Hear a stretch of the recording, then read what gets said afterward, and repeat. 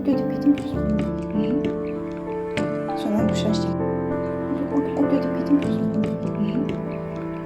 Sonradan kuşaştık.